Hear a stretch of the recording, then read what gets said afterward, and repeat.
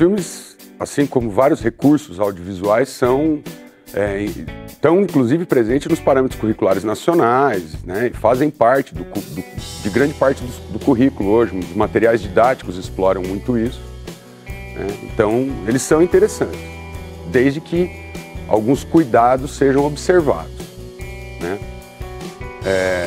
Por exemplo, saber que o filme ele tem um objetivo de entretenimento, certo? Então, nós temos, por exemplo, filmes que têm um fundo histórico, né? Se passam em determinados recortes temporais, mas que não necessariamente reproduzem um fato histórico, né? Que tem uma verossimilhança com a realidade, né? Então, é sempre importante o contexto e a observação da obra, né? Toda a ficha técnica do filme deve ser analisada, né? Então, por exemplo, quando esse filme foi gravado, né? Em que período, onde ele foi gravado, né?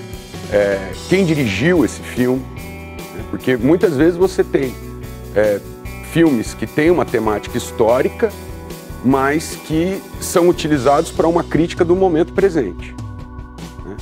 Inclusive, um desses que eu citei aí, que é o Danton, né? Ele é um filme produzido na Polônia do final da década de 70, começo da década de 80, que vai falar de né? Ele retrata a fase da Convenção Nacional, do terror revolucionário jacobino, mas, de certa forma, o autor também está criticando o quê? O próprio domínio soviético sobre a Polônia naquele momento, né? Então ele é um filme que vai além, pura e simplesmente, de um retrato fiel da Revolução Francesa.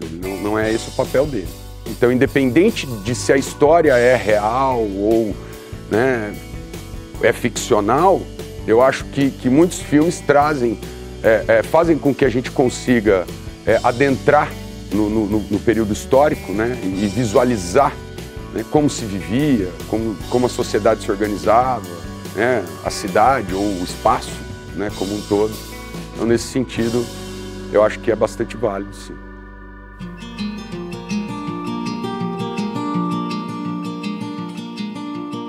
Um filme, por exemplo, que é bastante citado, eventualmente, é o filme O Gladiador. Ele não retrata um período histórico, ele não é fidedigno, né? Então, assim, os personagens ali ou não existiram ou estão fora de época, mas você poder, né, com toda aquela superprodução, visualizar a cidade de Roma no seu auge, né, é algo, por exemplo, que é muito válido, tendo sempre esse cuidado, né, de observar o contexto. Muitas vezes eles vão né, eles vão recriar cenários, recriar ambientações, mas não necessariamente vão apresentar personagens que existiram, ou até podem apresentar esses personagens, mas, né, inseri-los em tramas fictícias.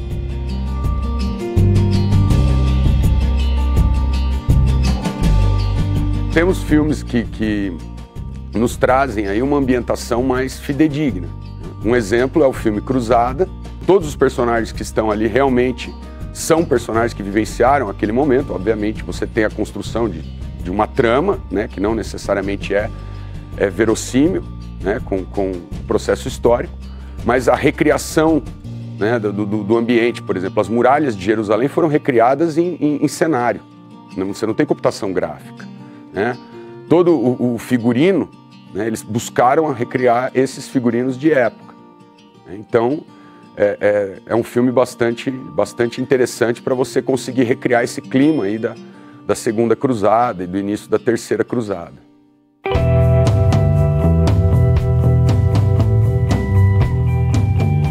Eu acredito que esse ano nós tenhamos aí um foco em 68. Né? Os eventos, o ano que não terminou, né? Todos os eventos que ocorreram no ano de 1968, que comemora agora 50 anos.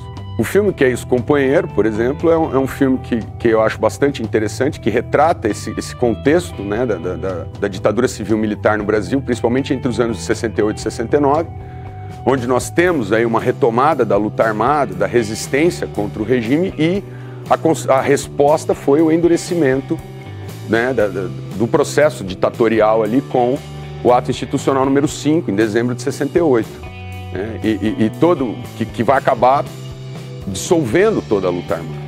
Ainda sobre 68, né, nós temos, por exemplo, as Olimpíadas do México, né, com os Panteras Negras, o movimento negro americano, todo o movimento da contracultura, né, a Revolução Cultural em Paris. Né? Então, um outro filme que eu acho que mostra esse contexto, né, é um filme francês chamado Os Sonhadores, né, que tem como pano de fundo toda a efervescência política e cultural de Paris em 68. Né? Então, eu acho que nós temos uma grande variedade de temas envolvendo um único ano, né, e com vasto material aí a ser explorado. Né? Se eu tivesse que fazer uma aposta esse ano, a minha aposta seria no ano de 68.